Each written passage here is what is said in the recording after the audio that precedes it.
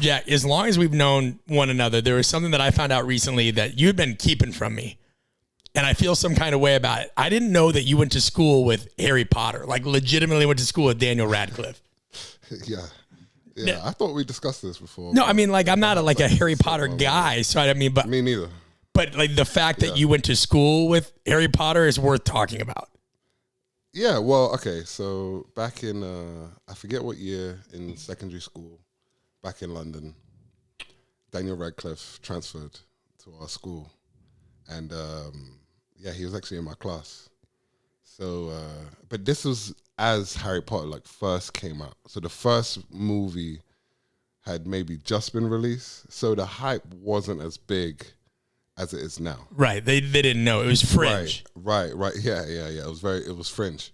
So anyway, I didn't know much about, who he was and how big of a deal Harry Potter was and all of that. And he was in my class, but it wasn't as big of a deal as it is now. Like, he's on Hollywood billboards and, he probably wouldn't. But he's not sacking. I mean, this is where I have a hard time. There's you, which how tall are you? 6'5". You're 6'5". How much you weigh? But right now I'm 270. The fact that you and little Danny Radcliffe are the same age, and went to same class, and so Hogwarts. Tell me this: where you have an interesting background story in general, right? Like, this is something that I loved about working with you. Is there's we always use a quote in conscious coaching that athletes are people first, and if you don't understand kind of a lot about their background, coaching them on the X's and O's doesn't really have the same gravitas. Talk to us a little bit about where you're from originally. I mean, you moved to the States. Walk us through a little bit of that so we can get context. Okay, so born and raised in London, England. Not London, Ohio. No, not London, Ohio, or London, Ontario. I was born and raised London, England. Inner city kid. Grew up with my mom and my two older brothers, and played sports my whole life. It's a different life, like growing up in a city, I would say, now being out of that environment for about 15, 16 years. Like, I grew up, we didn't have a car. You kind of walk places, you get by public transport, stuff like that. Anyway, kind of grew up in a city, London, England, played all the sports under the sun. My dad made me play cricket. I played rugby. I obviously played football, the real football, soccer. The real football, yeah. And then, I played basketball growing up. So were you any good? I got pretty good at basketball. I played for the England team, the under 18s and the under 16s team. We would travel across Europe, kind of playing in tournaments and stuff like that. We would get whooped by everybody, like Slovenia, like France, Italy, like these crazy countries just whooped us. They were way better than us. But I eventually got kind of scouted to come to a camp in New Jersey when I was 16. And I came to the camp, and at that camp, it's like similar to a couple AAU teams there. They would have coaches from high schools coming to see these international kids. It was like in August of the year. These coaches would come and see these international kids play. And, if you're the right age and you're good enough, like, they would want to kind of bring you in as like in a foreign exchange student type deal. Yeah. And that's kind of the route I went through. So I was 16. I came when I was 15. And they wanted me, but my dad wanted me to finish my GCSEs, which is like the SATs back home. And but it's a little younger, so it's But so hold on, real quick, two questions within that. Do you feel like playing all those sports helped you a tremendous amount in terms of just growing as an athlete? Because this is something that's talked about a lot, right? Like, if you look at the stuff that I nerded out at in college, my master's degree is in motor learning. Right. And the concept of is, right, like, you're going to build a bigger motor skill cachet the more activities you do. Yeah. Now, there's some countries that believe more of a specialization approach. Right. Now, we can always look to the research. The research is great, but I always like, in the perspective of the individual, do you, in your own experience, feel like it helped you that much as somebody that went on and played in the NFL? Yeah. Or do you feel like, nah, I mean, I would say yes to both. Both points you made, and 100%. I mean, as far as just playing so many different sports growing up, it definitely gave me coordination in different ways I could see other American kids didn't have. Like we grew up playing soccer on the street. Right, we don't even have physical education here. Yeah, pretty much. So we grew up playing soccer on the street, in London, and we would play headers and volleys. We would play one-touch football around the world. Golden goal. If you didn't play Ghosts in the Graveyard. No, we played runouts, cops and robbers. But we played soccer growing up. That I always had footwork, and that doesn't come in handy when you're playing basketball and when you're playing American football. But the footwork part of it kind of does. You know what I'm saying? I'm just saying hypothetically, if you look at the rules and the style of the game, it doesn't necessarily, you wouldn't think it helps when it comes to, eye-hand coordination. The indirect leads to the direct. Change of direction type drills. But it does. And there's just certain coordination, I think, that if you develop from an early age, it will give you an advantage when you go to high school, college, and even the pros. Because a lot of these pros, they don't know how to move like certain ways. They're just really good at specialization.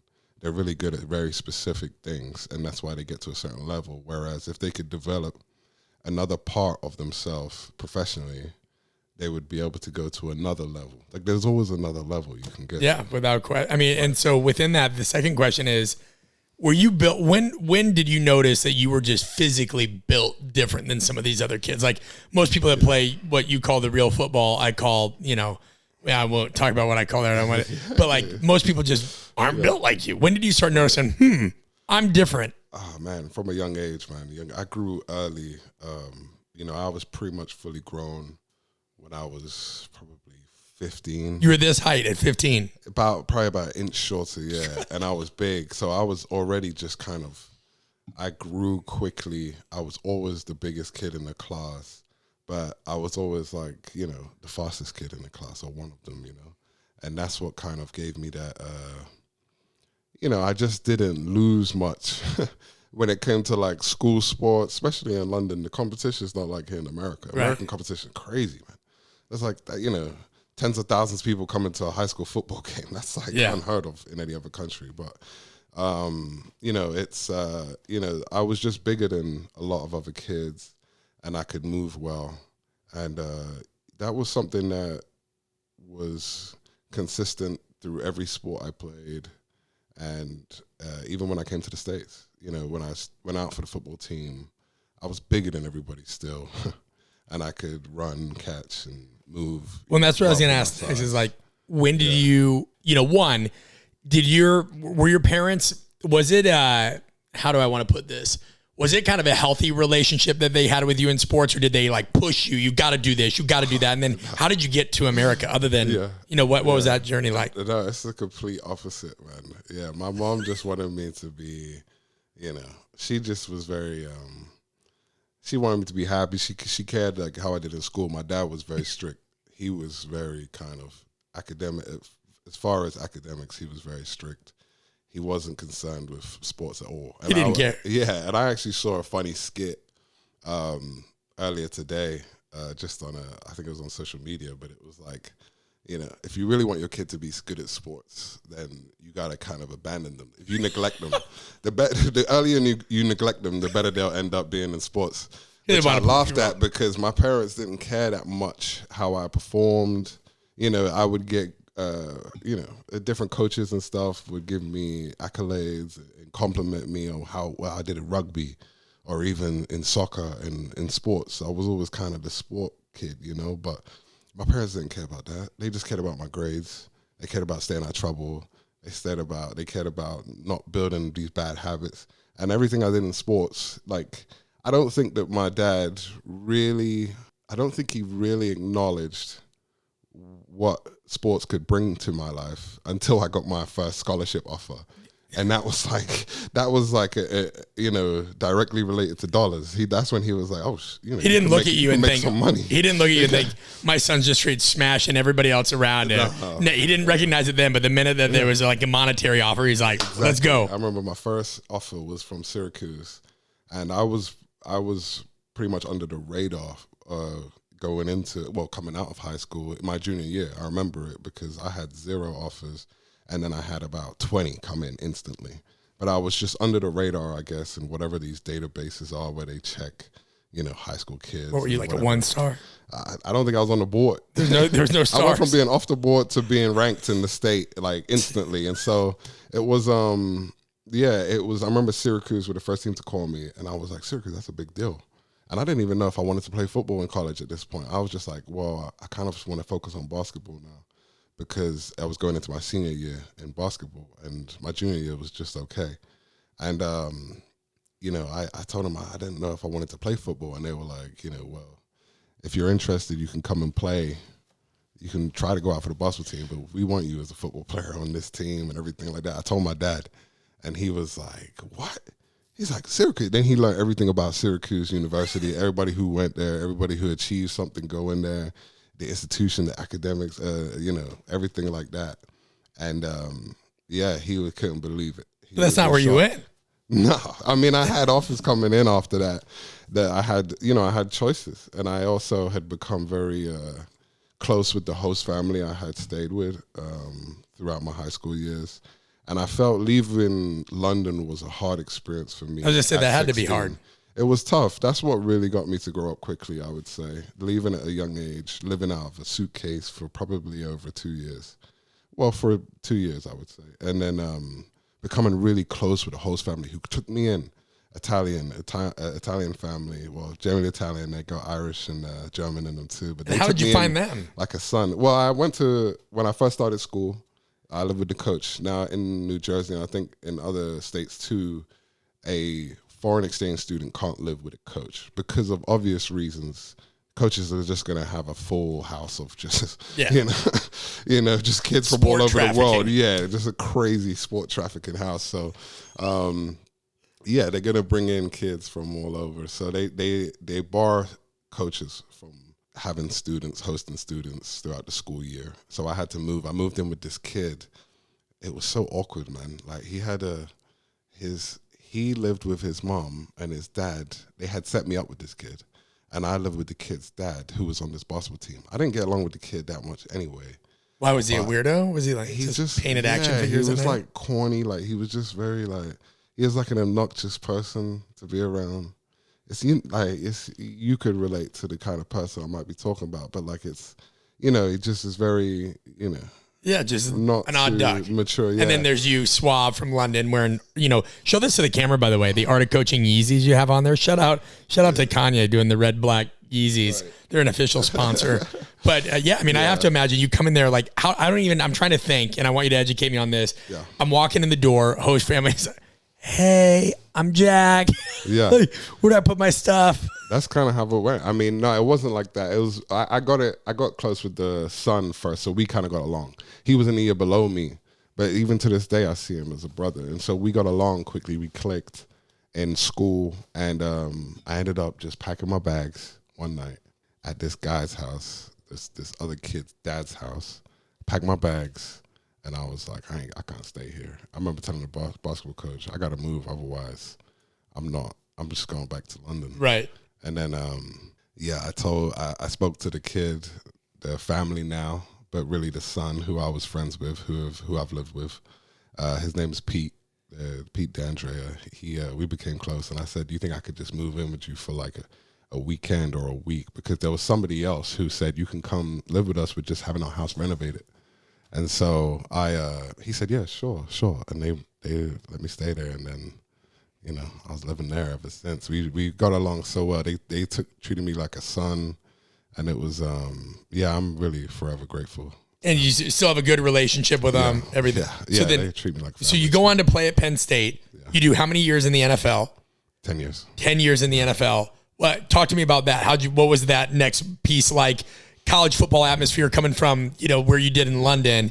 You want to talk about, right? You mentioned high school games being crazy. I mean, Big Ten. Yeah. It's different. So talk to me about what that kind of culture, because that's what's interesting, right? Like people listening, whether they're coaches or leaders of other organizations, they appreciate how people like adapt socially to these kinds of things. Like what was that culture shock like? Oh man, it was tough at first. It felt similar to leaving London, but I think you would think that it would make me more prepared, from leaving one country to leaving from just a host family I've been with for 2 years or 3 years to go into college wouldn't be that big of a deal because I've already left my family back home from London. But it felt almost like worse. It felt like I'm going through this again of being comfortable and then having to leave and go to a new environment where I don't know anybody. It's 4 hours away from where they live in New Jersey. You know, I think that there is... I mean, crappy weather, it has that in common with London. Yeah. Maybe not as bad because it's not as... Better food than London.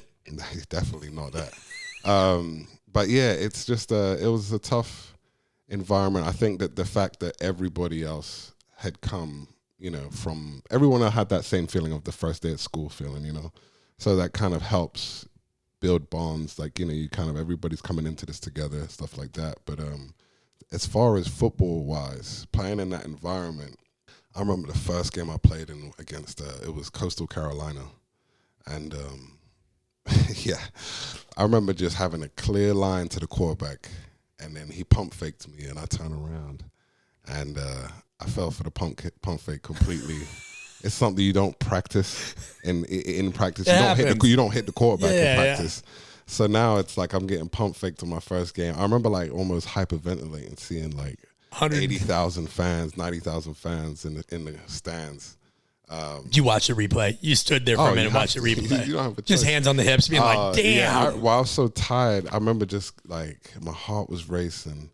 And, you know, just like, and as you know, when you get in competition and you're not used to that, your heart just goes out of control. You do start to hyperventilate a little bit because you're dealing with the crowd noise. You're dealing with the fact that this is unscripted. This is not a practice drill. Got to improvise on the line, yeah. And so your mind knows that, and so your body reacts to it. And yeah, that was my first game. And even after my first year in college, I thought to myself, "There's no way my career's going anywhere, man. There's no way." It's like the learning curve from high school to college, I felt was too big, and there were players playing like 70, 80 plays a game. I was like, "There's no way." Because how many would you average around that time? Oh, my freshman year was, I mean, if I got out, it would be like 10 to 12 Like plays. Mop-up duty at that time? Yeah, I was just fresh. Did coaches treat you different? Like, I mean, like, you know, you have to manage power dynamics and politics no matter where you're at in life. Right. What was that like? You know, especially because that might have been your freshman year, but then clearly you went to the league. Yeah. You know, what? Like, I know for me, I have nowhere near the level of like celebrity you do, right? Like, I don't have but you get like, I remember one time I was offered a job, and the minute I was offered that job, without even making it public, all these people wanted to be your best friend, right? These people that didn't even care about, you know, and there's always somebody that wants something from you. Did the coaches, like when you started off and you were kind of just, sorry, Jack, you're kind of a scrub, you know? Would you agree? Little scrubby. 100%. Yeah, little scrubby. Yeah. That's your rap name. But then all of a sudden you're a prospect. What was that like? How did you adapt to the coaching styles? And, you know, do you kind of, how does that make you interact with somebody that, you know, all right, you used to treat me this way. Right. Now you kind of hear, I know where to put you. You know, I think from what you said is honestly it's something that separates a lot of people from not going anywhere in their career. It doesn't really matter if it's sports or anything else to get into the next level. And that's when your pride or your ego gets in the way, right? So you have somebody telling you that you're a scrub, you're a little scrubby, right? Little scrubby. So you have somebody telling you that. And from that point, a lot of people crumble. Some people become, and in the league, you'll see it as being self-destructive, right? Because now you've been given your money up front as a first-round pick. And a lot of players, they can't handle the pressure, you know, having that money and that expectation that when the coach calls them a scrub, they go into self-destruct mode. They start drinking, partying, smoking, doing whatever they want to do to kind of bring their house down around them. And I've seen that a lot, and I saw it in college too. And then you have people in all professions who kind of, it hits them, right, that they're not as good as they thought they were. And that hits everybody at some point. But you, instead of being self-destructive, you kind of internalize it, you analyze it. It doesn't matter. You might hate the coach. I've met players who have hated the coach because the coach just gets on them. But at the end of the day, they've been first round draft picks.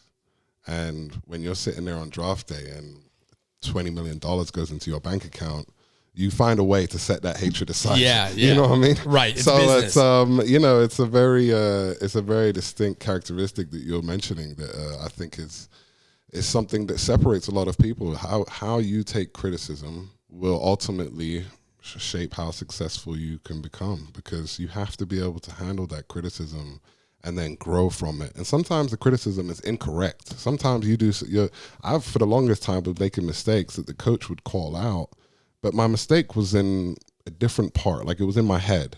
Like, I was thinking too much as opposed to taking the wrong steps, you know? And when you meet a coach who can unlock that characteristic or unlock that key of you figuring out what the issue is, you go to the next level. And I've done that in every step of my sport career. I've always found what the problem was and then hit that, made a breakthrough as far as my performance. And this is from not playing the sport at all, right? Right. So made a breakthrough in my performance and then hit another problem because the responsibilities have grown with my performance. Yep. So I've got more playing time. Okay, now I'm playing 50 to 60 plays and I've got different issues. I have to be able to play, new levels, new devils. Right. And so you can kind of figure out, how to get to the next level, but it's hard because you just have to give everything you got. That's the problem. Yeah. Well, and so within that, and kind of a meta question here, but it's something that always gets debated, whether you're looking at leadership, coaching, whatever, people debate about what they feel like is effective or really great coaching, right? And I use the terms synonymously. And I think sometimes there is this myth that, if you're in the pros or even if you're at top tier college school, that the coaching has to be excellent. And that's almost like saying that if you automatically, just because you work at Apple and Google, then the managers have to be excellent, right? Like that's not, you can't look at it that simple, but to you, very meta question, what is great coaching? What's it comprised of? And I know there's a list here, but what do you think it's comprised where you're like, yo, that's a great coach? I would say a great coach, honestly, is somebody who gets more out of you than you think you have in you. And that is, to me, what a great coach will do. And I could go on for days. I've been across the board as far as coaching. I've been coached by plenty of different coaches, even strength coach. Like, there's different types of coaching. Strength coaches are an interesting There's a head coach, there's a position coach, there's a strength coach, which are three completely different things. And then people have like mental coaches. Like, there's just so many different types of coaching. Fashion coaches. There's fashion coach. There's rapping coaches. There's podcast coaching. But yeah, no, they have, what makes a great coach. Or what skills within that? Like when you say they get more out of you than you thought you had, like how do you? Well, it's attention to detail, right? So I could go across the board and I'm going to stay within defensive line specific coaches, right? Because I've spent the most time with them. Sure. I've had coaches who will, and I'll give examples. I have a coach who, when I was in my rookie years and I was thinking too much, you could see it on the tape, but you could see it from the mistake. So I'm behind the ball. I'm getting blocked, whatever. The truth is the game was too fast for me at that point. And so I was playing slower because I thought that I was trying to see more happening. And the coach would often pause the tape in the middle of the play, in front of all your peers, by the way, in front of your defensive lineman. They'll pause the tape and say, what the hell were you thinking, taking that step? Why would you do that? Like, look how late you are. And then it's like a snowball effect. And then I can't tell you how many meetings we've come out of the meeting where everybody's just thinking because one guy's getting it so bad. One guy's getting, the coach is coming down on him so bad that everybody leaves the meeting like, wow, I'm glad I'm not that guy.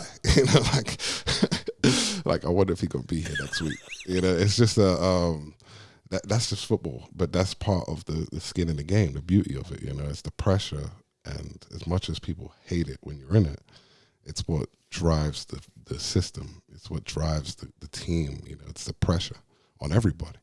But this coach would pause plays and just come down on me as a rookie. It'd be so hard on me. Crawford. Hard. Yeah, and I was just playing slow, but I wasn't getting it. I wasn't getting better. I was just getting less snaps on the field. And I ended up getting released by the Raiders after my second year, my third training camp. Luckily, got picked up in 24 hours. Because who'd you originally sign with? With the Raiders. Raiders, okay. So this was after 2 years, and then my third training camp, they released me during the cuts. You know, that was the hardest time I've been through. I remember going home, crying, thinking to myself, there's no way, you know, I don't deserve to be in that room. And I didn't have a schedule, which was like, I don't have anything to do the next morning. I don't have a reason to wake up. Right, you need that structure. Yeah. So, I remember just being kind of like defeated, telling myself, I'm never going to be in this position again. I don't care what I got to do. So I got called, luckily, by the Cowboys, picked up within 24 hours, had to move to the Cowboys. And just get all my stuff shipped. Yeah, get all my stuff shipped, whatever. Thanks, Jerry. Luckily, I had a friend who did it. But yeah, I got to the Cowboys and I met this new defensive line coach who, for me, he helped me take my game to the next level because he took the thinking out of the game for me. He goes, I want you to get from here to here. He goes, as fast and as hard and as low as you can. And I'll fix the rest. Yep. And so once I heard that, once I heard that, it took the thinking out of it for me. And you can't play this game. You can't play football thinking. You have to shoot first and react. Yeah. And that's it. And that's how football works, especially in the trenches. You just have to go and then react. The best players are they're getting off the ball on the snap, right? They're not thinking about, am I going to step down? It's going to be a pass play. Is it going to be a screen, draw? All of these different things in football that people don't think about. But when you're on the ground and you can't see from a bird's eye view, you can't see anything. Yeah, well, you just have to go. I think that applies to a lot of professions, right? Exactly. Like where you like one, we can never separate logic from emotion. But, you know, there's so many professions, even whether you're talking about like my father as a stockbroker, like if he sat there and waited for every bit of information, you know, before making a trade, well, now everybody knows it. Or Jeff Bezos used to say, you know, at any point in time, I maybe operate off of like 70% of the information that I need. Yeah. You know, you have to move. Oh, exactly. And that's part of, you know, just what I've learned about many different things as far as professions, but as far as like taking in information. You can get paralyzed by taking in too much information and get stuck in the learning stage without actually putting yourself out there on the line and getting true experience. Yeah. Like experience is, you're never going to be good at something immediately, right? But people are so afraid to fail that it kind of, they want to do stuff perfect on the first time. And if you don't take a chance for too long, you'll be terrified of just taking that first risk. If you're just one of those guys who just jumps from, you know, project to project and you're just putting yourself out there doing random things, but you're putting yourself at risk of being embarrassed, which is the key word, embarrassment, then those people usually throw a lot of shit against the wall and something sticks. Yeah, well, I mean, what I mean? I love that quote. Chaos isn't a pit, it's a ladder. And you have this idea of like, yeah, you have to, I mean, this is something that I was going to ask you, like when coaches would break you down on film, you know, I have to wonder, and I'll elaborate and then hit me with your answer, if you could ever turn it on them and be like, let me film you coaching, right? Because there's so many coaches that mail it in. And like, and when you're talking about embarrassment and all these things, like this is the reason like we started our apprenticeship workshops. Like all the times I'd be out of town, when, you know, it's like, all right, well, let's get coaches here. Like you said, we had coaches that thought they were good at communicating just because every day they have the ability to communicate. Oh, I communicate, therefore I'm good at it. Yeah. No. Communication's a process, right? Like we have to, even right now, we have to wonder, like, what do you mean by that? How do I interpret that? Right. And so we would film them and we'd be like, hey, Courtney, look at your body language there. You know, how could that be interpreted? Like we had somebody at a workshop recently that he was going through an exercise and he was like, I was stressed. Yeah. And we went back and watched the film and we're like, dude, you were smiling. You were like smiling. He's like, yeah, well, that's what happens when I get stressed out. Yeah, I kind of smile and shut down. And so I asked the room, I go, how many of you would interpret that as this versus this? And you had a split room. Okay. Which is why, as you know, like, right, multicultural, like communication, how you look when you're frustrated is not how I look. You know, everybody's got, and so it just seemed odd to me that coaches will do this to players.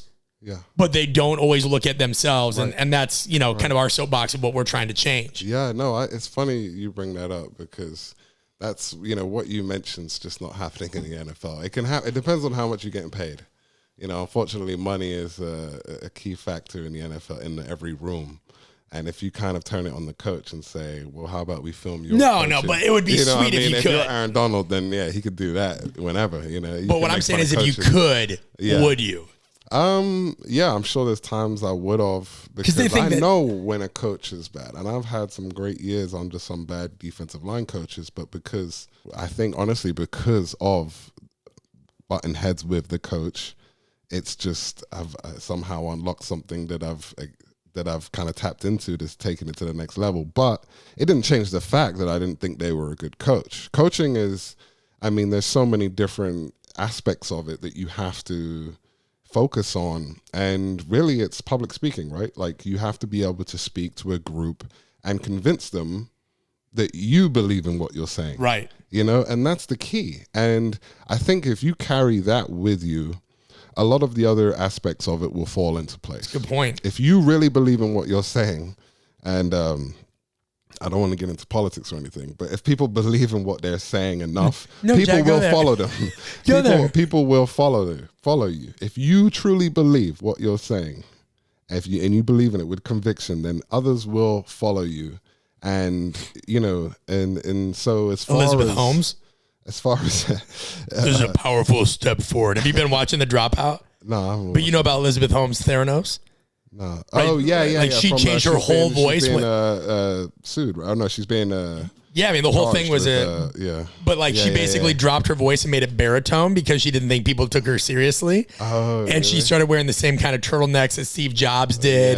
Because that's people forced, man. That's forced, man. But to your point, people for a while were like, she had Henry Kissinger on the board, George Shultz on the board, and there were some people that knew she was fraudulent. Yeah. But she had people going for a minute.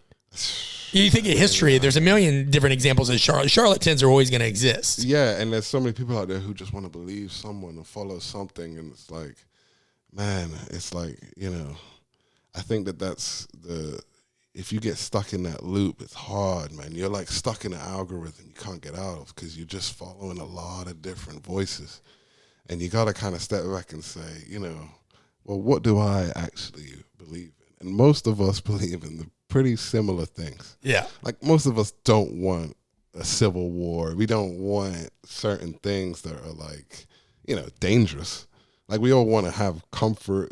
We want to be able to raise kids in a secure neighborhood, things like that. It's like nobody wants this stuff. But when you're just constantly like stuck in an algorithm and you're reading stuff, you just get like so carried away with different things. But when you come across somebody who believes in themselves, you start to believe in it too, because you're thinking to yourself, well, how could they be so sure of this? Conviction. How could they be so sure of this? And if they also sure of this, maybe they know something I don't. So let me keep paying attention to what they say. And if they say enough things that you agree with, you're like, all right, whatever he says, I believe in. And that's kind of what happens today in just everything, podcasts, YouTube videos, Definitely all that. But think about it this way, right? Like, you met me at what point in your career? I met you when I was here in 2017, maybe, or 18. Yeah, it would have been like, I had just moved here. Yeah. So, like, with that, right, like, we didn't have a history. Right. I had moved from Phoenix and LA. Most of the guys that I'd coached out there, most of the jerseys on the wall, of which you still owe me one. But that's cool. I won't, you won't have a legacy there. I should have brought it. Golly. Which, by the way, I have this memento of you. You can get that one for the camera. Look at that. We may not always know what great coaching looks like, but we do know what top shelf acceleration looks like. And if you're not seeing this right now, go to the YouTube. Honored. But what I meant by that is, so, you met me late in the game, and I had to be able to like build buy-in with you. Yeah. Was it just the way I spoke then, or like what was it that you didn't know me from Adam? Yeah. You definitely have. You have developed your coaching voice up, amongst the top people. You're just good at commanding a group, which is needed. You can't have any doubt in your voice being a coach with athletes, especially athletes with a lot of money, because they will just walk all over you. You can't second guess yourself. You can't be afraid to shout. You've developed your coaching voice for sure, especially among football players. But to be honest with you, it was probably one session it took for me to realize that you were a good coach because you knew what you're talking about. Like I said, I've been around a lot of coaches, so I've had the privilege of seeing the difference between a good coach and a bad coach. And when it comes to strength and conditioning, fitness, everything like that, you need someone who pays attention to the details, but you also need someone who understands what your goals are, and then they understand how the body works, to be honest with you. If you have an idea of how body works and how the weight room translates to the field or the basketball court or the boxing ring, then, that to me is the most important quality a strength and conditioning coach can have. And I've met some who I saw on like Instagram. And I might have seen you on Instagram, but I didn't, but I've met some. The thirst pics that I put up there? You were, yeah. That was first. And then I realized you coached. But no, I was recommended to you, referred to you, by a teammate. Was that Poe? The Poe, yeah, it was Dontari Poe and Derek Shelby too. Oh, Mr. Shelby. Shelby, Senior Shelby. But yeah, they had both said that, he's legit, and you worked with obviously API earlier in your career, which is they're legit. And, you had experience, but I've worked with coaches who I've kind of seen them on Instagram looking like, man, this he's doing handstand push-ups and doing like all this crazy, I'm thinking he's got to know something. And then I go meet with them, and it's just like, that sounds like Henry. Our friend Henry Anderson, where the minute he sees a new core exercise on Instagram, Henry's like, yo, let's do our Henry voice. Yo, can you bring this? Can we do this? Just like the whitest voice ever. Henry, we know you're listening. If you guys haven't heard the episode with Henry Anderson, you gotta listen. That's one? Oh, yeah. He did a whole thing. I asked him what he does before a game. Is it on Spotify? Yeah, it's on this. It's on Apple Podcasts. You should. He starts talking about before games, he'd get in hot tubs, and we talked about video games. He's a big gamer. Awesome, man. I knew he's a gamer. Henry's always looking for a deal. Henry's always looking for what currency all of you guys. Here's the thing that most people don't know. He's looking for a deal. He wants to negotiate you into doing something that you don't want to do. And it doesn't matter if it's money, if it's training, if it's the commute. And it's a wheeler and dealer. You know what I loved about Henry, though, is he said and guys, give you context, right? Henry was Jack's training partner for a long time. Yes. And so they were a part of, we talk about morning routines. These guys were my morning routines, right? Like it was just like three good friends getting together to get after it. And Henry goes, when I was with the Jets, I had, 2 to 3 years. I signed for this much. Yep. Parents didn't make a big deal out of it. I get a 1-year deal with the Patriots for less money. They throw me a party. Yeah. But I mean, see Henry complain about that. I think that was a fun thing about coaching you both is like one thing for me that makes, and again, whether it's coaching, parenting, leadership, is you got to have that agility to communicate with you and then Henry and then another individual. You've got to code switch a lot because what's going to work for you isn't the same way. And that's the relationship part of it, right? I think you got to, and you were very unique in that you do your own education. I think you're tremendous. You're probably the most self-aware individual I've ever worked with. And I wouldn't say probably, I'd say, you are, right? The only person I would say that reminds me a lot of that is Pat Chung. And that's because Pat's very open to different experiences too. But you and self-awareness, I think, is another thing, like communication, that most people, because they can't see it, they devalue it. Yeah. But do you think that you've grown that mainly because you kept putting yourself in these situations, moving, football, this, that, you've always been kind of let's take this ego out of it. Let's dive in. And you've just kind of stripped yourself bare? 100%. I had my career in football, even from college, even from high school, had been a roller coaster, right? So I had been really bad, and then I became really good. And then I got to another level, and I became really bad again. And then you kind of figure out, if you're aware, you figure out what you did differently before you had a great performance, a great year. And that was something that I think just the awareness of it that you brought up is something that I developed early, because when I moved country, I didn't have a lot of friends. So I left all my friends behind in London. I didn't have a lot of friends. So I became more of an introvert, more, I would be, just like shooting jump shots by myself for a lot of the time. That didn't translate. Well, then when football came along, I was like, I put myself into football, but I did have friends. That's the thing. Throughout high school, I had a bunch of friends, but I think I just learned to work on things myself earlier. And when I saw the results, that was that positive reinforcement. Back to what you said earlier, as far as being a coach and relating to different players, different athletes. I have mixed feelings on that. I think that, I think that I hear that amongst a lot of coaches, and you're not the first person to say that. I've heard that from a head coach level down to a defensive line level, and, a lot of great coaches say that, and they have that approach. I would say the most influential coach on my life didn't have that approach, and that might be personal to me, right? That might be specific to me, but the most influential coach that I've had, he didn't take that approach as far as he didn't tailor his message. He didn't tailor his message to different kids. And I think that that's part of why I think that he is one of the best coaches ever. And probably as a man, I admire because he didn't take into account anything as far as where you've come from, what you've been through, anything to do with your background, what afflictions what you're dealing with. But what if you didn't learn a certain skill a certain way? He wouldn't switch his teaching style? He would just hold his standard, and he would say that I want to see you play to meet my standard, and I don't care how much money you're making, and I don't care what else you're dealing with.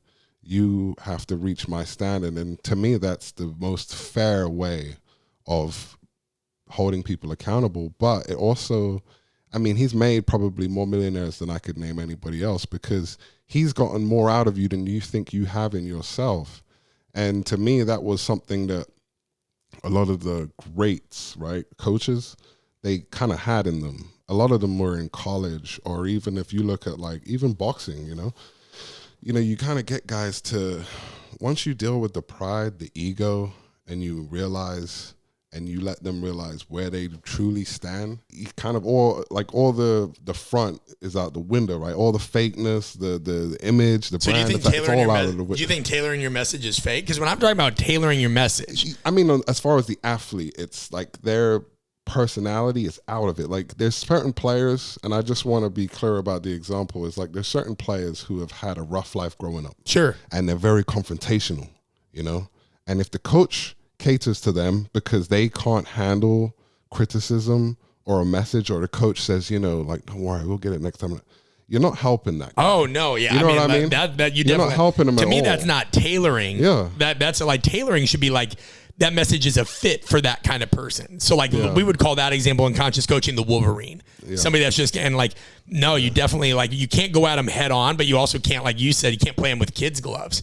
Yeah. But there's going to be certain people that just require a little bit more time than others. Right. And so it's like, okay, I need more data, right? If I saw somebody not buying in, it's not a time for you to be like, oh my God, I need to earn this I need to earn their love. I need to earn their respect. It's like, let me throw a variety of different things at them and see what they respond to. It's like tennis. It's constantly tennis. A lot of coaches take that approach, man. And I have to say, I've seen great coaches take that approach, but I've also seen players with a huge ego and a lot of pride being coached by coaches how I've mentioned, the one who's had the impact on me. And he's taken them to another level, not just as a professional, not just financially, but as a man. Because they've received criticism. They've, like you said, maybe we shouldn't come at that guy head on. Well, they came at that player head on. Yeah. And now the player realized that he is mortal, that he's not some big, huge brand that Instagram has created, He doesn't have the weight of his whole family, friends, his neighborhood on his back. Right. Making excuses every time he makes a mistake. When the coach comes at him head on, it's like, I'm just a man, and maybe I'm not as good as I thought I was. And maybe that criticism is what takes him from being a good player to being a generational talent. You don't know. But I'd argue that's message tailoring, because you're coming at you're fighting fire. The coach never tailored any message to anybody, and he just says. And the key, what coaching is, this is what I think the biggest part of coaching is. If you show something to me on tape, Like if you show to me that I got lots of tape of the you quarterback, right, is right here, or let's say we're having a competition to make it to strength and conditioning, right? Like we're having a competition and me lining up against Henry, and you see, and now there's skin in the game, right? There's our pride. Now we're racing against each other in a certain drill that you've set up. Raptor. And you've seen us, in the Raptor, we're hooked up to cables. And you've seen me give 100% sprint, speed, change of direction, whatever drill we're doing. You've seen my 100%. And then a different day, we're doing another drill, but it's not competition, and it's just competing with yourself, right? Sure. We're trying to get better. And now you remember what my 100% looks like. And that's something which coaches struggle with. A lot of coaches don't understand what this guy's 100% looks like, what that guy 100% look like, what that guy 100% look like. They either like it or they don't. And there's a lot of players who are more athletic who get away with giving 90%. And then there's other guys who, are less athletic who follow that player's footsteps, or they're going to give 100%, but that player is going to get a lot better, a lot faster than this player. And that's what helps build people up. That's what helps people get to the next level. That's, to me, what a great coach is capable of measuring. And if you're going to tailor your message, never tailor it to the personality. Tailor it to the effort, to the exertion of the athlete. Tailor it to what does your 100% look like? And if you're about to pass out on the floor, that's bad coaching. You're not going to have a player just exhausted. You have to know. Like having an employee that's burnt out constantly. You have to be able to do that. But I think that that's easier than keeping players accountable every day to that 100%. And that's what that coach did for us. And when we got to the games, it was easy because we were so gassed in practice. We would go into the game sometimes with the Cowboys, and we would just run teams out off the field because they couldn't keep up with our conditioning, and they couldn't keep up with our mental toughness of being uncomfortable. And it goes as far as being an athlete or being in any job. You just keep digging, and you have to kind of be the coach for yourself sometimes. So with that, and one's a quick question, and then we're going to get back into the social dynamics and a segment that I would call the roadmap to Jack. Within the training, because you brought up conditioning, do you think that in your experience, and this is your perspective, right? Do you think a lot of strength coaches do you feel like that people make training harder than it needs to be or more complicated than it needs to be? Yeah, definitely. I mean, you're talking about structured, organized workouts from college all the way through the pros. You're very consistent. What about that? Elaborate on that a little bit, because I know we've shared conversations on that before. People don't. The thing that made me know it was time to get beyond S&C, and I loved it, but just like anybody, they kind of continue to move on to different things, right? There was only so much I could argue. It just every year you had to have the same debates, this versus that. Hey, coach, what do you think of this? And you want to be like, guys, yes, this is something that the physiology, biomechanics, this is very intricate, but this is not rocket science. Yeah. No, you do not need the newest and latest and greatest all the time, right? It's very fundamentals, not fluff. Right. What has your perception been over the years on that stuff? Well, funny just knowing you over the past couple of years. You're definitely a bigger picture person. You're a big picture person thinking too much. Like, in my opinion, as someone who, you go from coaching is you have a ceiling above you that it's very hard to break through and reach a lot of people.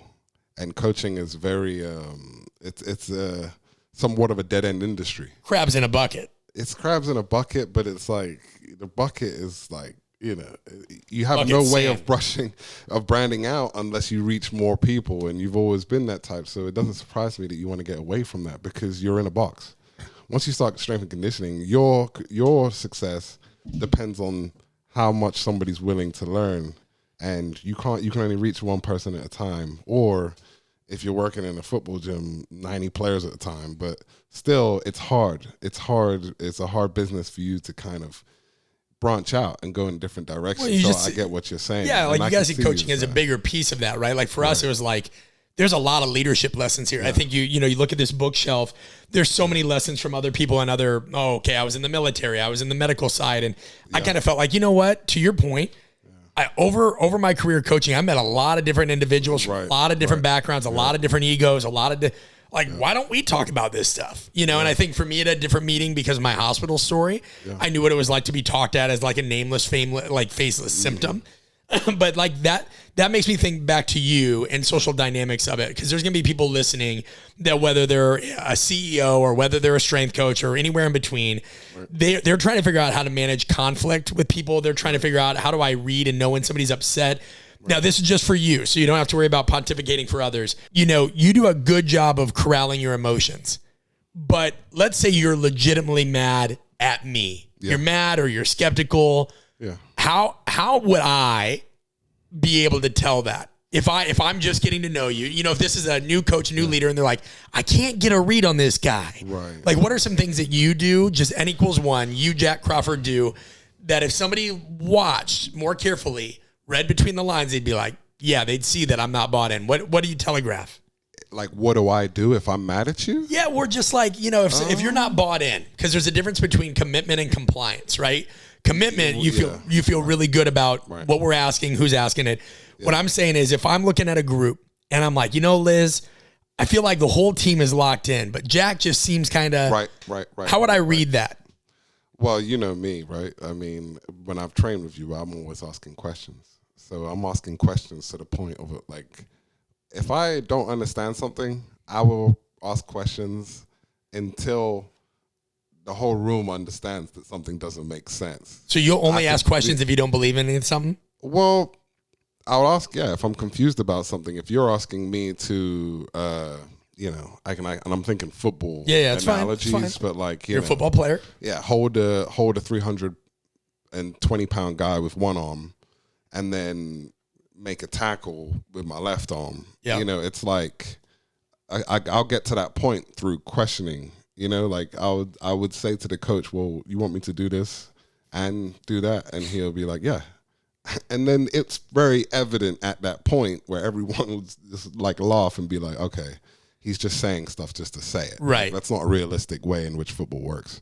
As far as reading it from a coach's perspective, or if I didn't buy into a strength and conditioning coach, it's tough, man. Like, I think that it's like, well, they get one shot with you and that's it. How do you tell that your kid is unhappy? How do you tell that your dog is unhappy? How do you tell that somebody? Yeah, but I'm not.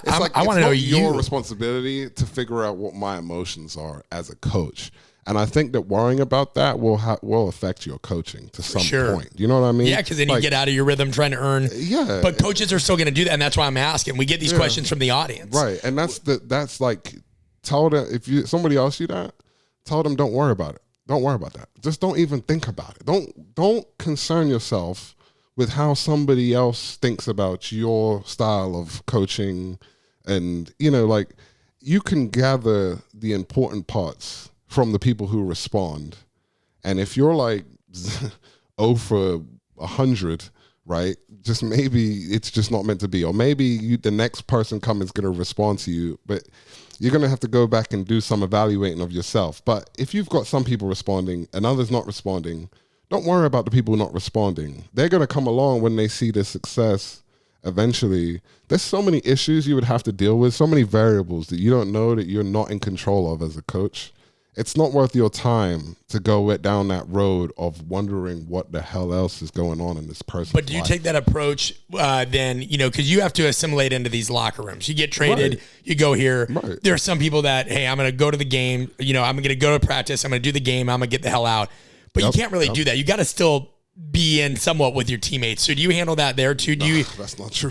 No. There's some people who they will go have the best game ever, the worst game ever. They're going to go into the locker room. They're going to be changed by the time before we even break it down. Is that you? And they're going home. No, that's not me. My emotions take time.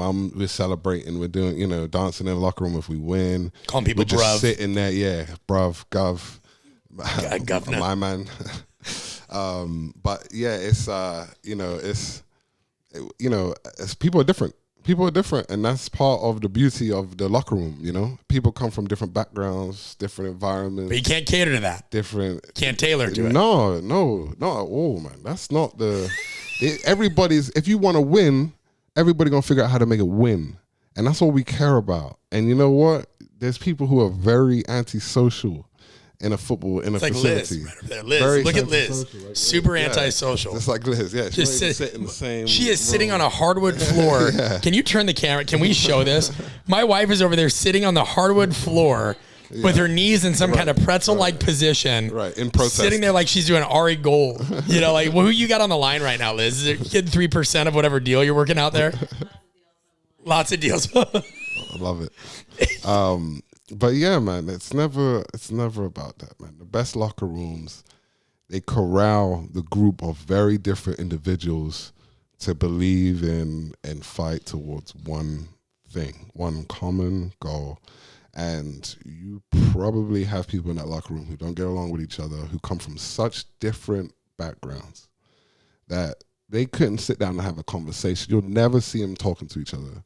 But after you win that playoff game or after you win a game, they're going to be in the locker room hugging each other, dancing because you've won something. Yeah. And that's where, you know, a lot of the coaching comes into effect. You know, if you're a good coach, you believe in the one goal. Focus 100% of your energy on the goal, and people will follow you. If you're worried about all of the moles and the people talking behind the scenes, the team, like who's blaming who for what on the team, what the media is saying, which a lot of coaches do. This is a real thing in professional level of coaching in the NFL, at least. Then you're never going to make any progress, and people are going to start to lose faith in you because you've been distracted or you've been caught up in distractions, you know, on the team or inside. Like, you're always thinking, oh, man, we need to get these people out of here. Like, I mean, it happened recently, right, with the, Urban Meyer, I think. Like, he kind of went down a weird, and I've never been coached from him. I don't want to speak about something. Oh, dude, you can say whatever you want on here. You can go. But just as a person, I don't like talking bad about people and naming names, but it just seems like environments like that is where a lot of fingers start getting pointed around, and it happens, right? Well, when there's a trend, right? Yeah. Like, if something happens, like, none of us have there is not one of us that doesn't have like a skeleton in the closet, right? And imperfections. I wouldn't trust somebody that does. You know what I mean? I never trust anybody. Right? No chance. You know what I mean? I think but like, and we've talked about this. I think it's ridiculous that we have a country that, like, if you wanted to run for president, you better hope that you never send this kind of text or this, that, like, you know. But the point being, sad kind of development. I don't blame one single group or person for that kind of phenomenon that's kind of come across. Well, we take it out of context. It's out of context, but it's like, I think the overreaction to that is becoming more toxic. Like, it's hard to explain, but I think that just the world we live in now, man, it's so like, social media, right? It has such a big presence. So then a lot of companies, or be it like, I don't know, in politics, you can just gather what's being said, what's being tweeted, what's being shared via that machine, that it seems like outrage is there. Yeah, when in reality, most people are like, I don't think that he should be held accountable for a tweet he sent 10 years ago. Yeah, well, and you can't. Like, that's if it becomes a game, like, you can't win. Like, for example, like, you can't keep going that way. We run a small business. Like, what kind of things should I speak of? You know, when somebody's like, oh, you should tweet about this, or you should sound off on this. And I remember hearing Tim Cook from Apple say, somebody asked him, you know, how do you know whether you guys should sound off on something? He goes, well, does it intersect with our core values? Which I think is tricky. Like, for us, we run a company based on communication and interpersonal. Right. So theoretically, any racial issue, any gender issue, but it's also not like, here's the thing. I don't view myself as important enough that the world needs to know every view. Right. But now we live in a time, it's funny, like 10 years ago, if I would sound off on something, somebody would be like, oh, you know, like, blah, blah. But now if you don't sign off, they're like, oh, you have a responsibility. Yeah, you know, now you had a platform as an athlete. Yeah, like, what did you feel like? Did you engage in any of those reindeer games? No, never did. And I would have very strong opinions about some of the issues that came up, but I would never, you know, put myself out there as far as making a statement or putting my, like, political ideologies in the forefront of trying to win a football game. Right. You know, like, it just, to me, was, you know, it's kind of funny because at the time, all I cared about was football. And I had strong opinions about things, but I would never put them publicly. I just thought that was stupid.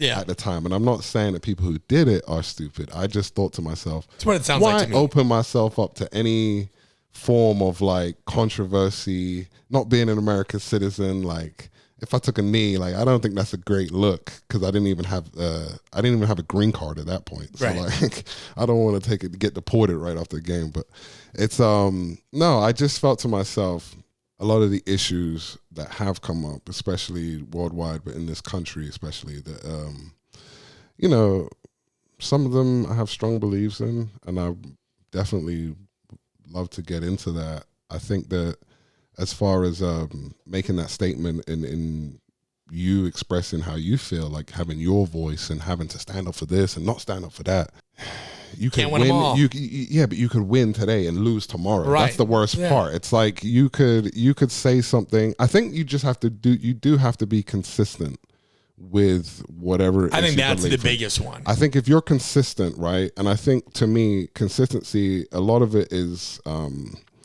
reflects logic. So what logic do you share as a person? If you come out and kind of make a lot of hypocritical statements, people are going to lose faith in you. That's something you can't fake. Like, humans, you know, a lot of humans are irrational, right? But we're very good at sensing disingenuine people and someone who doesn't really believe in what they're saying.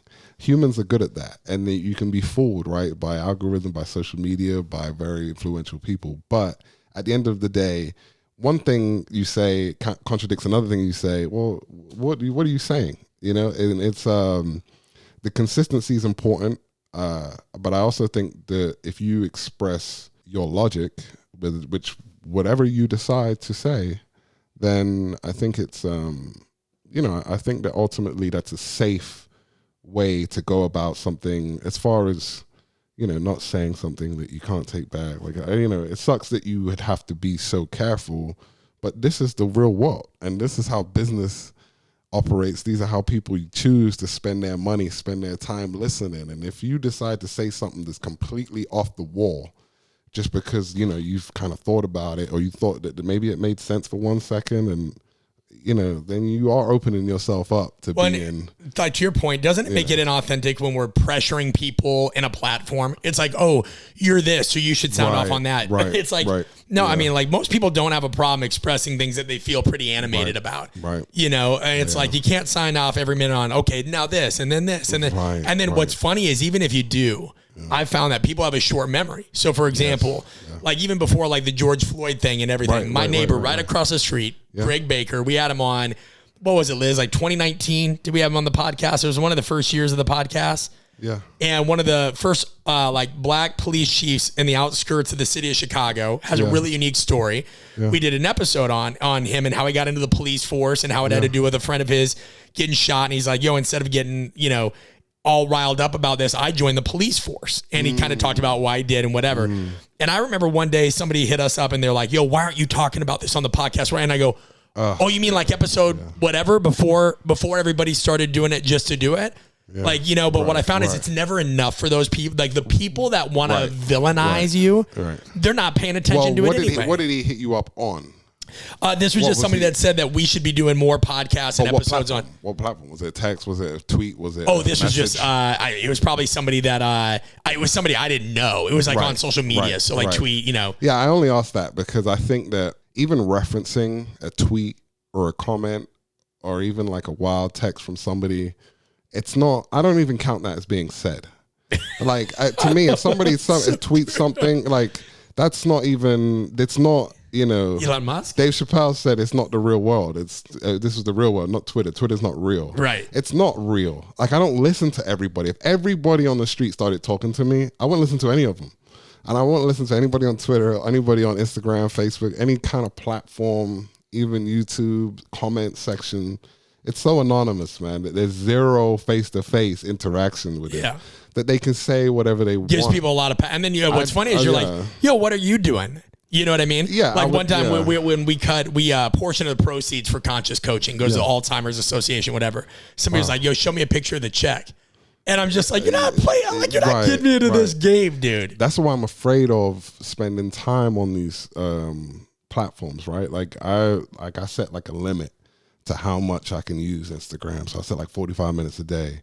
And then Twitter is like an hour a day and stuff like that. And now I used to go past the limit, and they would say on the iPhone, like, you can set a limit for these apps on the iPhone. They would say like, oh, you've reached your time limit. Do you want to continue? Whatever like that. But in my head, it would reinforce that I've wasted an hour I've wasted 45 minutes on Instagram. Something ephemeral. Yeah. But the more time you spend on it, the more weight you give these individual comments, these posts, these stories, these whatever, man. These debates and it was a big reason, like, that are like crazy, and it's the more time you spend on it, the more you give to negative feedback, which is unachievable to what you're saying. You're saying that like it's never enough. Well, what do you want me to do? You want me to turn around my whole platform I've built my whole life and turn it into some kind of BLM, proper, like any whatever, just informational site. Like it doesn't. You'll be hopscotching to the next thing all the time, and then you're not bringing value. It's like that's why we started doing the podcast. A big reason for it is this is a more context rich medium. Yeah, you can actually have what people don't know how to have anymore, a conversation. Right. And I find like what was one of the most relieving days for me is when somebody was like, I tweeted something and somebody was like, oh yeah, elaborate on that. I don't believe it, and I go, actually, we're going to do a podcast on it. Tune in next week. And I was just like, and he won't listen. No. And he goes, oh, you're just trying to get downloads. And I go, and you're trying to get me to argue with you on Twitter. Right. I go, if you want to have an and he's like, well, argument and educated or discourse are different. I go, right. So let's have an educated discourse over a more context rich medium, which is, this, because you can hear the tone of my voice. You can hear the pace. You can hear the stories. It's not 120 characters, So let me ask you, what do you think is the purpose what was your purpose for starting the podcast? Or what do you think the purpose are for podcasts Well, those are two different things, world. Right? Like, yeah, that's why I kind of wanted to figure out what you think of both of those things. So what's your purpose, and what do you think the purpose of podcasts are in general? Right. So for me, obviously, I'm just going to answer for me. I love teaching. I didn't really have a mentor. Like I had situational mentors. We all have, mentors, but I didn't have a formal mentor in my life. Aside, you have your parents and all that. We're not going to get into that, but what does a mentor do? Hold on. Let me answer the main question before you go, Sigmund Freud. Yeah. Sometimes a cigar is just a cigar. Remember that. But the podcast did a lot of things. It allowed me to say, all right, this is how I express myself best. Some people love to write and blog. That brings clarity of thought. Clarity of thought for me is conversations. It also allows me, my brain works so quickly, way more quickly than my hands and everything else, which can be a detriment if you don't monitor that well. But for me, this is a comfortable, context-rich medium to share complex ideas, which again, our whole company is about human interaction and power dynamics and the nuances.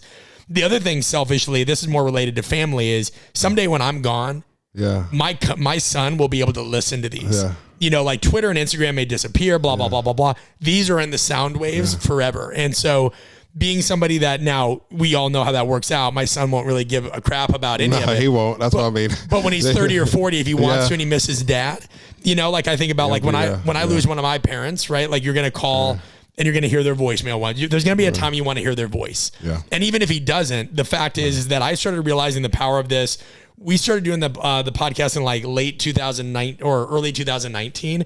And when people came up and they were like, yo, that really helped me. That was enough. Really? So it was cathartic for me because I didn't have to fit everything I wanted to say into some little text box that was devoid and stripped of any personality, any nuance, any broader range context. I could go in more depth because like you, man, I didn't want to spend all day on social media explaining myself. Right. Like you'd type something and somebody would be like, well, what about this? Like one time I posted a video of you guys.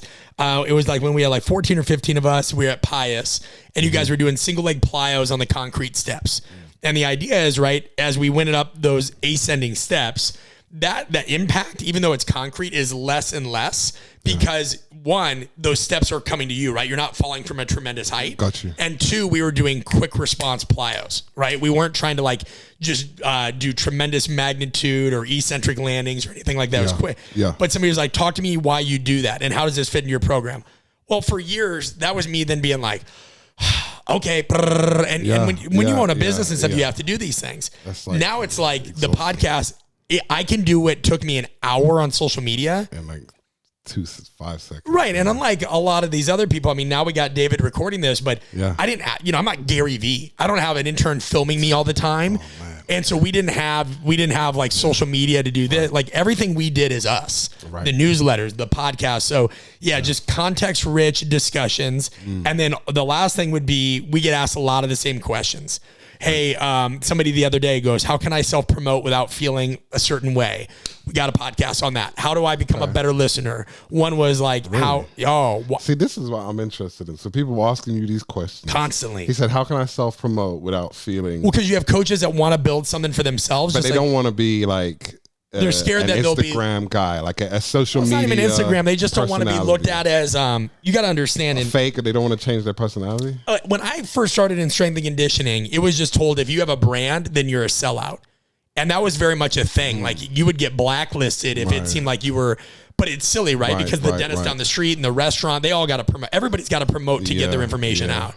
And so there's like we're always self-promoting in some way. There's tasteful ways to do it, But then there'll be other people would ask questions too, like, "Hey, how come I've given this person all this information, yada yada yada. They still don't listen to me." So we take the most like the questions that we get the most common questions and do in-depth dives on them.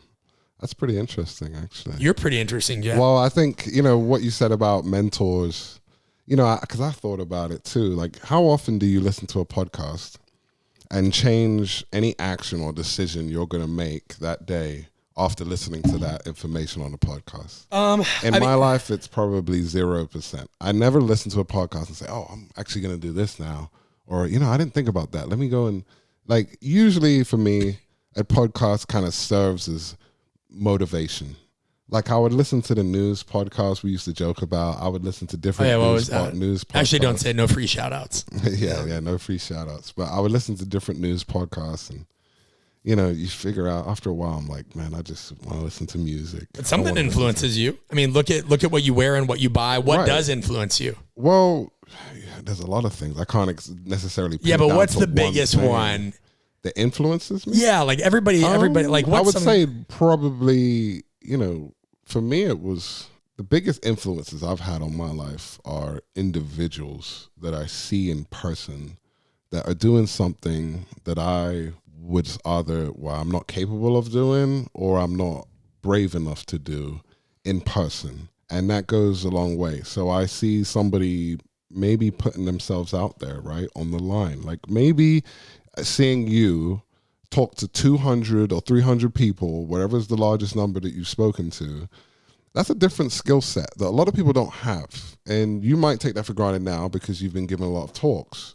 But I think most of the people that come to you with a question about whatever, probably many of them haven't got past that step yet. Just being able to speak. Speaking in front of a lot of people is a very tough thing to do. And one of the toughest. It's a very real skill that you could probably translate across a lot of different industries because people don't have that kind of courage. They don't have that confidence, right? That's why it doesn't surprise me that you went from being a strength and conditioning coach to creating a podcast. A lot of strength and conditioning coaches with bad talk podcasts saying, I'm not going to sell out. I'm not going to become an actor or become a clown. I don't want to give up my personality. If this is selling out, you can't win. It's just like... They're just going to create whatever excuse, right? I don't want to be that person. But you kind of took the step of being willing to put yourself in a different light, being willing to accept any form of being not unexperienced, embarrassed, whatever feelings you want to put out there, and taking criticism from people you don't know early enough to the point where, okay, it keeps building. Then you just keep going about your way. Don't get consumed by the other shit on the outside, and you just keep moving forward. But that initial putting yourself out there is the skill. That is what people lack. And so people are going to ask you a million questions before they take one little chance of putting themselves out there in fear of embarrassment, that they're never going to get anywhere until they actually just do it. Oh, right? We saw this, Liz, right? This was somebody that said they had seen or listened to 8 of our ads or whatever until they finally came to a live event. Right. Because we do 3 main events that are open to everybody, right? They're not strength coach centric, anything. Right. One is our speaker school, which is all about that, right? How do I, everything from narrative to communicating just in front of a crowd to holding their attention, dealing with nerves. Yeah. That's one. Right. And then another one's brand builder. Hey, I want to create something of my own that allows me to scale my impact. And I want to do it in a non-schemy, salesy way. And then the apprenticeship, which is like, how do I deal with conflict? How do I deal? But we'll see people that generally, like that old ounce of prevention's worth a pound of cure. We'll see people that will come to those things only after, and it tends to mainly be, it's funny. After something went wrong. Okay. But we won't see that in other professions. That tends to just be the performance community. Yeah. So we'll get people that it's part of their daily life, that failing, like whether it's highway patrol or whatever, they're easy sells because they get that aspect and they get the stakes in the game. Yeah. And strength coaches just don't have, that. No. They don't have it even, like, think about you guys, you go through some form of media training. But the point is you get exposed to something. You have to get exposed to some attention. Our immune system does not get stronger without exposure to, some kind of, right. Yeah. So people cannot become more of who they are without exposure to some kind of stress and chaotic moment. It's attention. That's what it is. Eyes. Like, people have a fear of having the attention on them and they don't want to blow it. And I see it even at the coaching level, right? They're getting all, like, I can see when a coach it's their game day, when they're given their one shot to make the team lose yourself meeting. Yeah, and there's sometimes they have guys who they're just, position coaches who have never had to talk to an entire team before, and it's a motivational thing, which kind of goes back to my whole question about podcasts, but they get so amped up before this one team meeting they've been given that you could see them tensing up, sweating, they're kind of going over pages, and I'm like, once you see that, you're like, oh, this guy is nervous as hell. Yeah. Yeah, he's talking to a bunch of paid athletes who don't give a shit about what he's about to say. And you got to make him care. Now people are looking at him like, oh my, people are talking while he's talking and stuff. It just, you can sense it, right? But that's the initial step. And you can see that in coaches. And it's not a very common skill to have. It's not a very common skill to have, and I think it's probably one of the most valuable skills you can have as an adult who wants to, as a professional adult. I asked you the question about podcasts because I only see podcasts as motivation now. Like, there was a quote about, motivation hasn't been emphasized as something you should take in every day. Or something is that you kind of listen to motivational speeches all the time, but it's, they say, but hygiene, you shower every day. This is old zigzag. It's an old quote. Sorry, I butchered it, but it's basically saying that motivation's like hygiene. It's like hygiene, right? You need it every day. Humans need motivation every day. That's just the key. Like, that's what keeps us going, and we underestimate the power of it, right? And when I would listen to a podcast that would affect me the most, it usually wouldn't have anything, it wouldn't change any of my actions or anything that I, did that day, but it would change maybe my attitude as far as how much I focused on something. Yeah. Right. And it's kind of like meditation in some ways, but you're listening to somebody talk, but somebody who might come across as making sense to you, but they put it in different words. And that's something I got from, different people on different podcasts, from like the old TED Talk podcasts I used to listen to. It used to be good. Joe Rogan. Yeah. Now all the NPR podcasts have kind of just like, all right, enough. Well, some of them are, because a lot of them are very trying to bring awareness to a lot of issues now. Oversaturation. It's like it's saturated, but it's also like, I can only care so much about something. And it's like, I can't care about this, that, and I don't only have so much I can focus my energy on caring. Whereas you listen to a professional who might work in a completely different industry to you, and they're talking about something about a biology or evolution or something, and somehow in your head you can tie that to what you're doing. Yeah. And it's crazy that we have that ability, but that's what podcasts do. And so for me, the motivation was what podcasting is now. It's motivational speaking, but it's also a different form of, truth that is, you just speak in your life, and certain people might hear something bang, and that relates to me. It might be the smallest thing too. But you got to remember that's another thing. It scales, right? Like on average, like when this drops, you'll get 5,000 to 10,000 downloads within a year. That'll be at 100,000 or more. And that's wild to think about. Right. And so that was a huge impact for us, is seeing like, whoa, how many downloads did that get? You know, like even episodes that we did a year ago might still get 359 downloads, you know, on a certain day. Right. You know, that brings me to my final question for you. And then you can get the last word. You talked about a wide range of skills. You have a wide range of skills. You talked about having a variety of interests and life experiences, all these things. Is football is done for you right now, yeah? Yeah. Okay, so then what's next? Given how, I mean, you got a voice for a podcast. You could probably do one. You know, if you want to get in, maybe be a co-host every now and then, we can put people in the hot seat. But what's next for Jack Crawford? I don't know, man. It's tough, you know. It's tough because there's definitely a transitory period of you know, getting out of a professional sport. What are you doing right now? You're going to Africa and just visiting. working out. Yeah, I've been traveling. Now I'm trying to just save money. Liz goes, work out. Liz goes, ask him about when he went to see the gorillas. Yeah, that was a crazy experience. Oh my god, what was gorilla this? trekking. And I went gorilla trekking with my girlfriend. Gorilla trekking in Uganda. Is this like the movie Congo where they have like lasers and they talk and they're like, Amy. No, it's man, it was an unreal experience. Do you have a machete? Something they would never offer in any developed country, man. Liz, you want to do gorilla trekking? It was so dangerous. Oh my gosh, the gorillas weren't dangerous. How did you find like when one says, I want to go on vacation or I want to go do something, like we thought we were cultured. We're going to Greece here in a little bit. Oh, wow. But you're going, nice. Where do you look up? Is gorillatrekking.com a thing? If they so, we need a sponsor. Yeah. We need that sponsor. Yeah, bro. And it was all Megan, my girlfriend Megan. She did all of it. And she had done it years ago. She had looked it up. She goes, I want to go gorilla trekking. I didn't know it. They'll rip you apart, Jack. I didn't know it existed. Yeah, I know. I could tell you from firsthand experience that they would easily. That's like you and those kids. That's you and Danny Radcliffe, to bring it back to the beginning. Yeah, it's even more outrageous than that.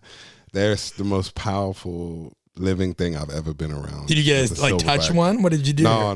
You can't. I don't know how crazy you're trekking gorillas. I'll tell you what's weird, because they've been habituated, meaning that they're used to humans, but they get stressed out, and they're gorillas, right? So you see gorillas up close in their natural habitat.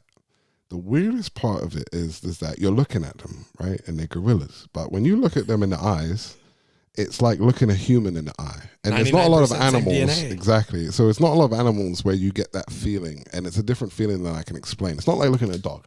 A dog's always looking at you like, it's like, when's the next treat? When's the next food? I just need, like, the dog's always thinking about, you know, getting your attention. But as a dog, when you look at a gorilla in the eye, he kind of looks at you, and then you look at him and he's like, is there a problem? And he's kind of saying, I feel like I should be doing what you're doing. Right. You're a stupid human. I think we could do this better. He's looking at you like, is there a problem? Right. Well, you're here. And he's like, do you want to race? I know you want to take pictures. If you're staring at me, then you'll look away, because obviously there's no problem. I have zero problems. I have zero problem, Mr. Gorilla. Right. But they look at you a certain way that you look at, that if you stared at a human, you would get the same reaction. And that's what's freaky at the beginning of it, because you're just like, wow, these animals are powerful.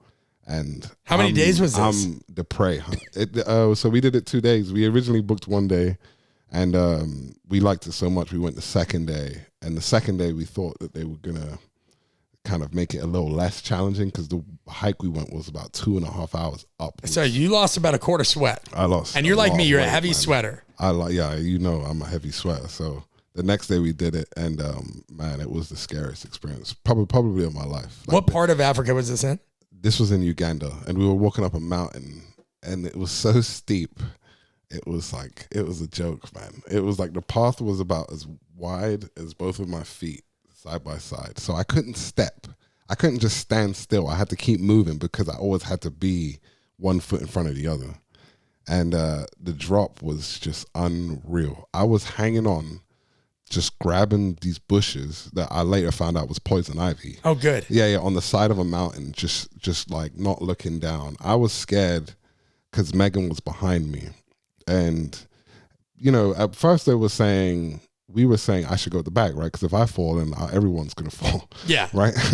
But then for some reason, you have these, like, the porters with you, people who kind of the chaperones, like the people who take you up Mount Everest, the Sherpas type, the people that are guiding you with the gorillas. So they're used to kind of being on the mountains. For them, it's like they can just run up and down like it's nothing, right? Right. For most people coming in, it's like it's extremely scary to be on such a steep cliff or steep mountain. So I'm grabbing poison ivy. I'm scared that I'm just gonna hear my girlfriend's Megan voice behind me, like, yeah, like it's that steep. I was terrified. It's that steep. I'm telling you, I was just dropping everything. Bro, the waivers is you just sign. As long as your money goes through, you're gonna see gorillas. They're gonna make sure you're gonna see some gorillas at any cost. We don't care if you're going through. It was crazy. They had to carry a guy up behind us. I don't know how it happened because I couldn't look back, but they called some villagers from the bottom of the mountain who ran up. They had to wait 45 minutes. We kept moving, and they had to carry this guy up, which I don't understand how that physically worked. They had about 6 people carrying this guy, this old white guy. It would only take one gorilla. The gorilla they kept moving up because they just didn't want to have any. The gorillas are like, leave me alone. Yeah, they just wanted some peace, so they kept moving, and so they were like, no, we're going to see these gorillas. How close will you get to them? This close. As close as you and I are. Close as you and I. Which I could reach out if you're not watching the YouTube, which you should be. Yeah. If we reach out and extend hands, it'd be like a very picturesque thing. I think that'd be a moment. Yeah. No, you don't want to meet me halfway? Okay. So. No, yeah, man. But that was, I not to get too far off topic, I've just been traveling. Now I'm trying to budget and work out, cook, trying to stay in shape. I take all of the information I see from a lot of other retired players, and I try to take in the good and then avoid the bad, because once you've been playing football, for long enough, or once you've been in a professional sports league long enough, you're going to retire with a lot of money and not a whole lot to do and pretty much zero motivation. Real easy to get comfortable. It's so easy to get comfortable. If you came out of college, if you gave every college student $1 million or $5 million, they do nothing. I remember even when we, Liz and I don't think you know this, we actually got married while working at an NFLPA event in Hawaii. Oh, wow. Oh, yeah. And I trained a number of guys through the NFLPA in a previous agreement they had with an old employer. Yeah. And you'd have to train them year round because the NFLPA, through this agreement with the company, gave them free training. And I remember seeing guys that played in like the 1996 Fiesta Bowl or the 2001. And they're like 330 pounds now, and they were a defensive back. It's terrible. I know. People who, Now, granted, like some of that's going to happen, right? Like I'm not out on the floor every day coaching like I used to, so even my energy expenditure goes down. Right. You know what I mean? And, so that's going to happen inevitably. It happens. But you see what happens in the context of, like you said, a lot of them get a lot of money. Yeah, they got, they're trying to very comfortable. Very comfortable, man. And comfort kills. Comfort kills, man. And it's, to what you said as far as what you're doing now, you're focusing a lot of energy on your brand, on your business, on your company, on our vision, on your vision, right? So you have that taken up all your energy. And so you might not have as much energy to expend in the weight room or as coaching guys and things like that. That's inevitable, but that to me is part of the goal, right? To find something that consumes all of your energy to the point where you're kind of forcing yourself to get into the weight room. You're forcing yourself to do extra because it's important. It's important. It's important for your mental health. But when players retire, they don't have that goal. They don't have that goal of becoming a better player, of becoming a Super Bowl winner. So now they lose that drive to be in the weight room, and they don't have a goal, and they have money. So you can live off your money, play video games, play in esports leagues and stuff, and you can do that for a long time. Or two, I think, not have a lot of stress, but that's when usually people go down a dark path of not feeling valid. Yeah, no, I agree. I agree with that, and you see that, and I think too, like some of them would say they try to get back into their old training routines. Like for us, it's about like you've got to have more to yourself than that. Like I know now that I'm a dad, or that when I travel, I don't try to like do the same kind of training. I look at it like a movie role, right? Like my job now is to be a CEO of a company, and we will have to go into organizations, whether it's tech, medical, military, whatever, and we will help them with interpersonal stuff, communication, kind of like we're kind of a pseudo director of comms for these folks. So between running events, doing in-services, whatever, I have to think like, all right, if that was an actor, this wouldn't be some like hulked out dude because he's on the road all the time, you know, and also like if I'm going out and I'm like busting my ass the way that I'd always do these crazy workouts when I was a strength coach just because you're competitive, but I can't run after my son because I'm so sore from quote unquote, you know, yesterday's like, that's not really like, that's not a fit for my job today. And so like, you know, I still absolutely get after it, but there's also days like today's going to be a great example. We got 3 more meetings after this. I got to pack for a trip. Well, guess what? My workout's going to be about an hour, you know? And so like, it's just consistency beats intensity and trying to help these guys and anybody, guys being an inclusive term, of course, like realize that like, you just got to be consistent and find something that works.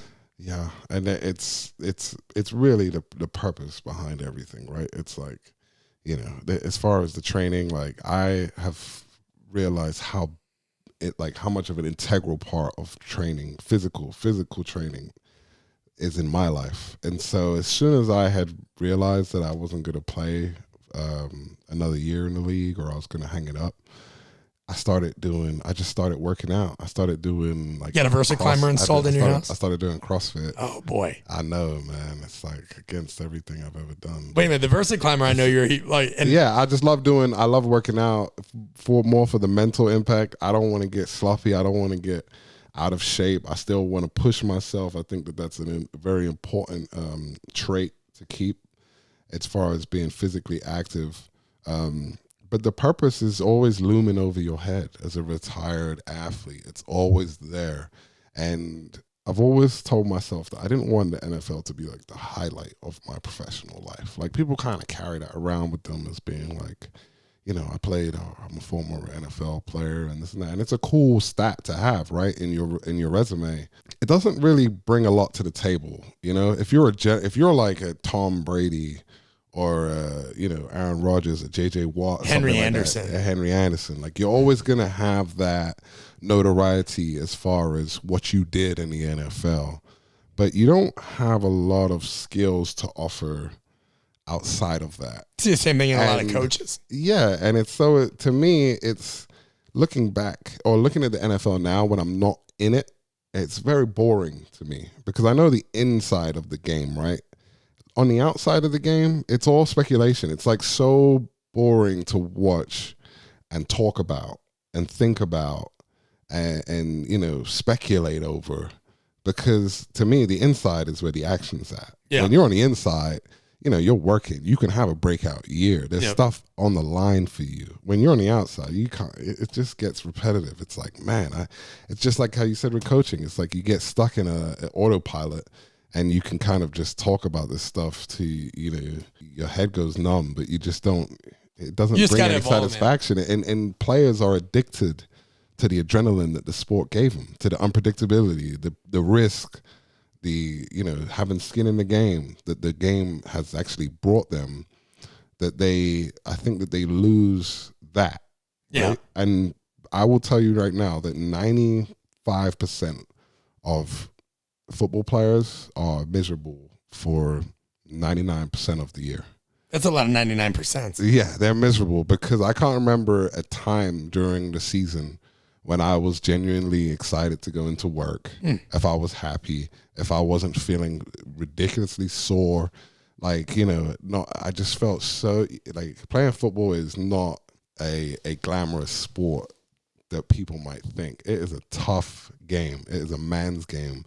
And there is a lot of like just physical trauma from the game that you come in, that the physical pain now starts causing your emotional pain like in the outside of the game. You're just sore all the time. Psychosomatic. Yeah, and you're just always tired. You're always sore. You just can't wait. You're playing for the off season. Like, you know, if your team doesn't have a chance of making the playoffs, you're like, just man, you're counting the days. You're like, all right, we got about 3 more Wednesday practices left. Everybody in the league will understand that joke.